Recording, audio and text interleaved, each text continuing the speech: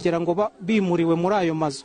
Mu by'ukuri nubwo ntabavugira, bafite uburenganzira bwo kwivugira, nubwo ntabavugira, ariko amasezerano bagiye bayasinya, ariko inzu batazemeraga bayasinya ku bw'igitugu. Nta yandi mahitamo bafite, ariko barayasinye kubera ko nta yandi mahitamo bari bafite, barimuka baragenda.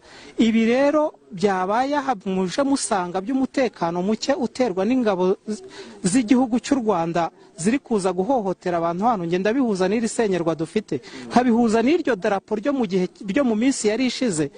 Ni ukugira ngo duterwe ubwoba hano, igihe cyose bazajya bagarukira bajya bakora icyo bashaka, ntawe ushobora kuvuga. Kuko ibintu nimba bimaze ibyumweru 2 bikorerwa mu gihugu cy'u Rwanda, ni akadugudu gatoya kari mu murenge wa Remera. Aka kadugudu kari hanze y'igihugu ku buryo ibikorerwamo bidashobora kumenywa.